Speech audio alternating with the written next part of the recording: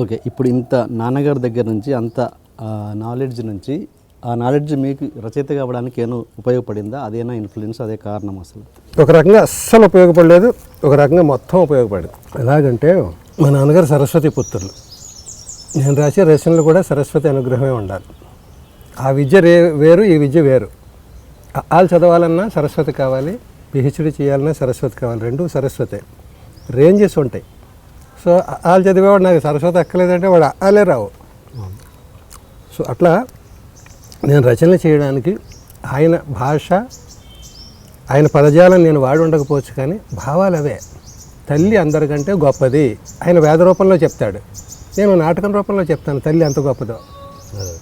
కన్నీళ్లలో చాలా పవర్ ఉంది, మగవాడు ఏడవకూడదు అనేది ఉందనుకో, నేను ఒక హీరో చేత ఎక్కడో ఒక క్యారెక్టర్ చేత చెప్పిస్తాను, ఆయన ఒక శ్లోకం ద్వారా ఒక మంత్రం ద్వారా ఆయన చదివి వినిపిస్తాడు.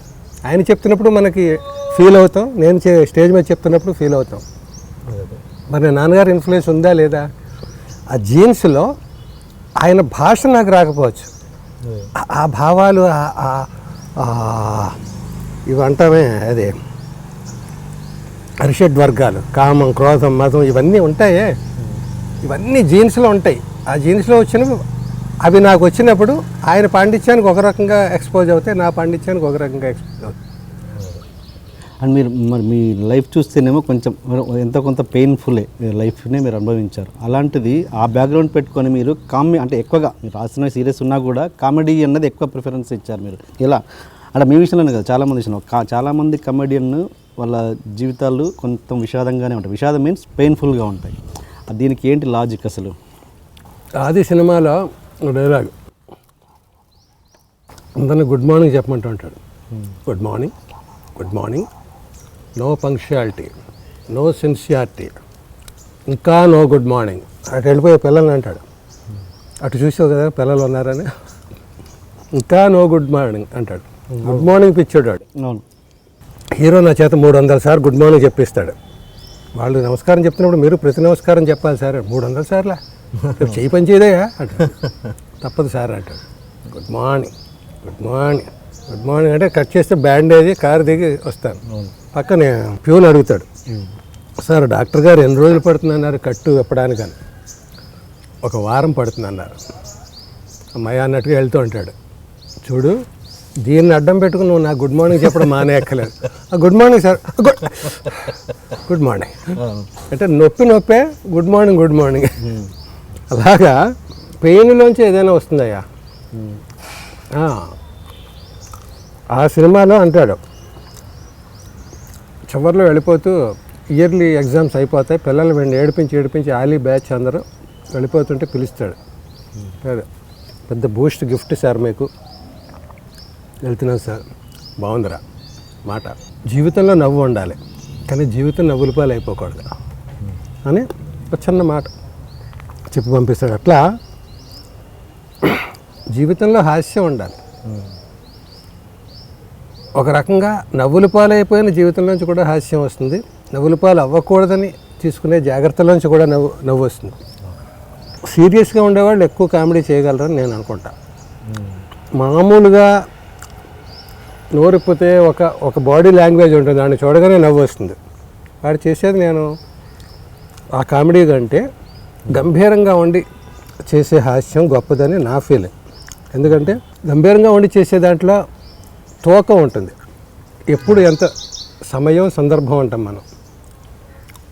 ఎప్పుడు నవ్వాలో ఎప్పుడు నవ్వకూడదో తెలిసిన వాడే వెజ్జుడు అంటాడు ముల్లపూడి వెంకటరమణ గారు. అలాగా ఎప్పుడు నవ్వించాలో ఎప్పుడు నవ్వించకూడదో కూడా తెలియాలి.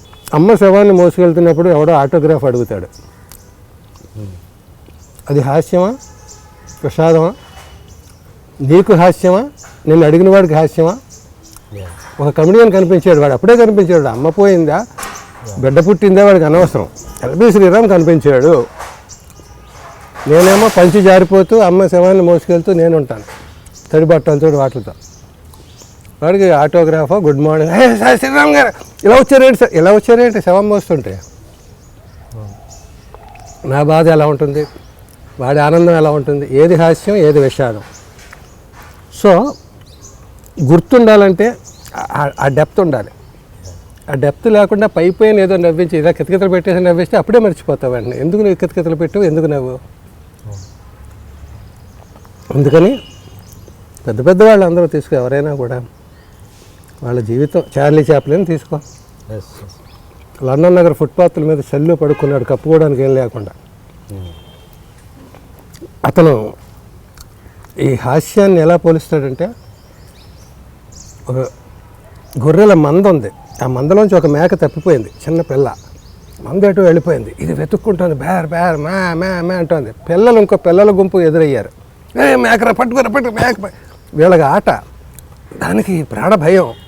ఆ భయంతో ఇటు గంతులేసి వాడి మీద పడితే వాడు నవ్వి పక్కవాడు నవ్వి వినోదం వాళ్ళకి, దానికి ప్రాణ భయం. అందులోంచి వచ్చే హాస్యం. అలాగే కూటికి తినడానికి తిండి లేక ఏదో పిచ్చి చేష్టలు చేస్తే అదే హాస్యం కింద మనకు కనిపిస్తుంది, వాడికి విషాదం అవుతుంది.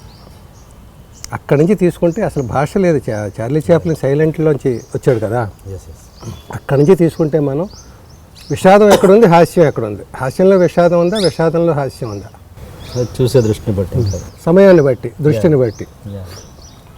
కాబట్టి కమింగ్ టు ది పాయింట్ స్ట్రైట్గా, సీరియస్గా ఉండేవాళ్ళు అందరూ రచనలు చేస్తారా, లేకపోతే రచనలకి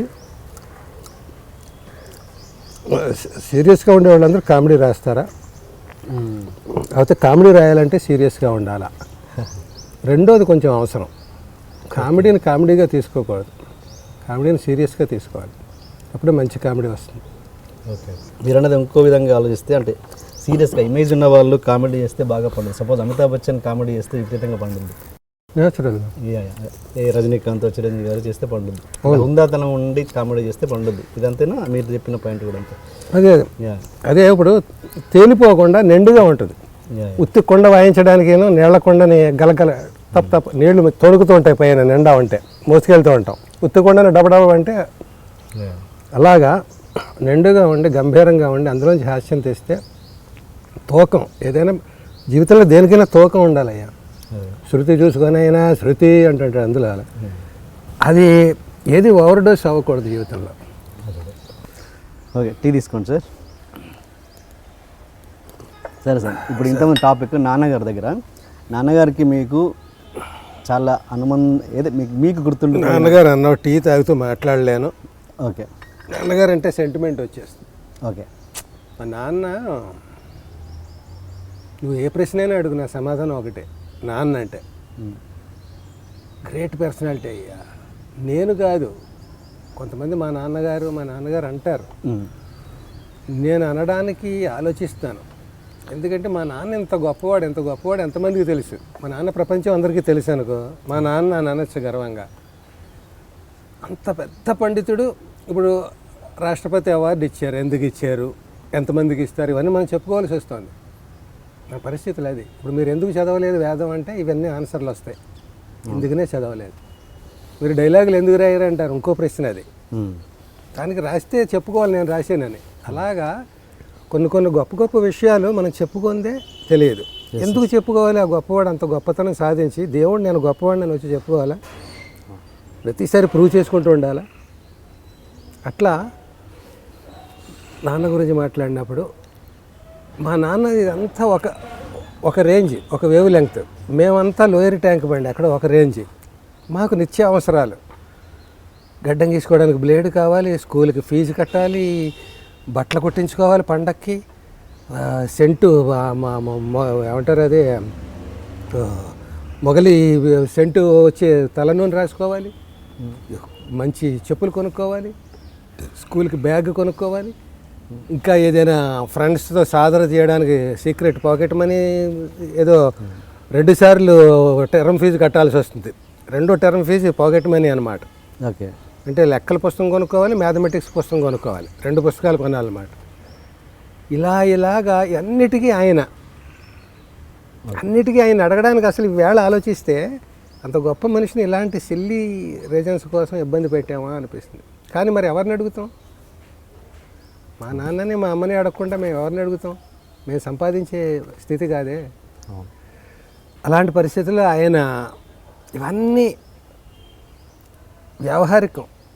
ఈ సమాజంలో తప్పనిసరి తెల్లారి లేస్తే మనం అనేక మంది ఇష్టమైన వాళ్ళని అయిష్టమైన వాళ్ళని చూస్తూ కూడా మనం ఒక మెంటల్ బ్యాలెన్స్తో ఉండాలి అనేది ఎలాగో ఆయన అట్లా ఆయనకు ఆ పవర్ ఎట్లా వచ్చిందంటే ఆయన చేసే ఆ సాధన సాధన సాధన సాధన భగవత్ సాన్నిధ్యంలో అదే ఆయనకి ఇస్తుంది. అది ఆయన ఏ వయసులో ఉన్నా కూడా ఆ మెంటల్ బ్యాలెన్స్ అనేది ఉంటుంది.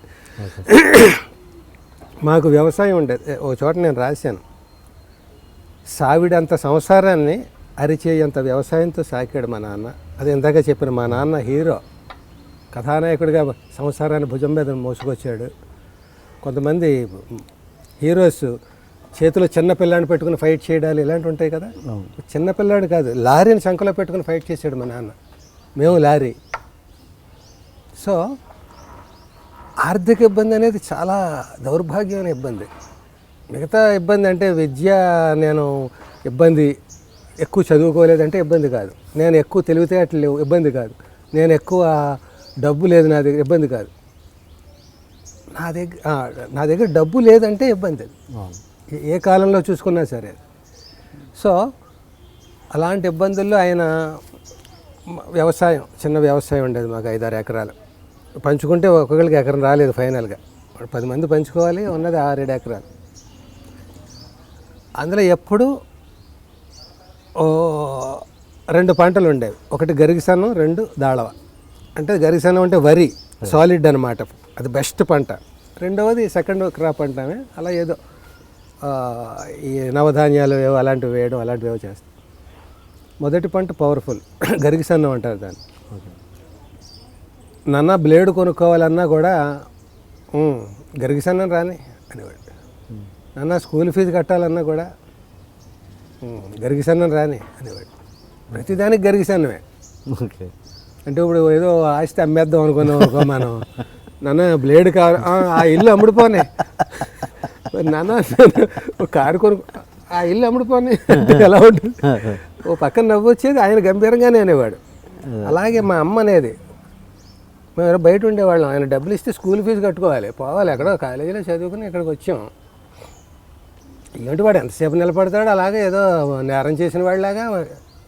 నేను నిలబడమన్నాను ఏంటి, ఎందుకు నిలబడ్డాడు అనేవాడు. మా అమ్మ మీడియేటర్. అదే మరి కాలేజీ ఫీజు కట్టమను, ఏమిటి ఊరికే వచ్చేస్తుంది ఏంటి, డబ్బు కావాలి కదా. గరిగిసన్నం రాని అని మళ్ళీ మామూలుగా అనేవాడు.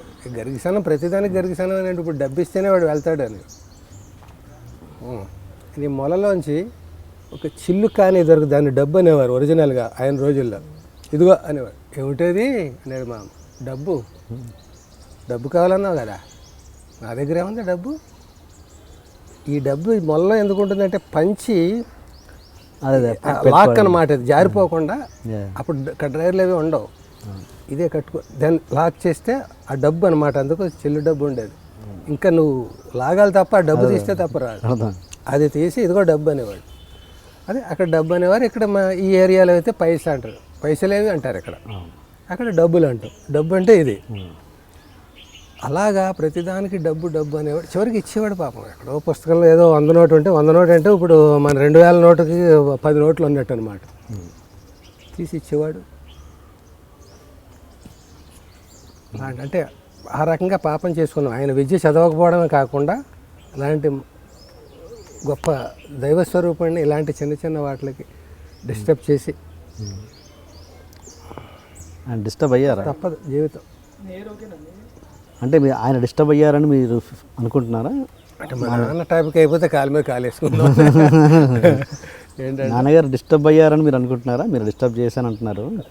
నాన్నగారు డిస్టర్బ్ అయితే నాన్న గొప్పతనం ఉంది, అయ్యాడేమో అని మా ఫీలింగ్. చాలు. అప్పుడు ఆ వేళ మేము అనుకోలేదు నాన్న డిస్టర్బ్ అవుతాడు, చేయకూడదు, తప్పు అని. అలా అంత ఉండేది కాదు. ఉండేది నాన్న గొప్పవాడని ఎప్పుడు నరాల్లో ఉండేది. నాన్నని డిస్టర్బ్ చేసినాం అనే కంటే మన అవసరం గొప్పది కాబట్టి డిస్టర్బ్ చేసినాం అనేది అనుకున్నామా, అనుకుంటే ఏ పర్సెంటేజ్ అనుకున్నాం అనేది మ్యాటర్ కాదు. ఇప్పుడు అయిపోయింది కదా, గతం తలుచుకోవడం కదా, ఎంత డిస్టర్బ్ చేసాం, ఎంత తప్పు చేసాం అని ఈవేళ అనుకుంటాం. ఈవేళ పోస్ట్ మార్టం అన్నమాట.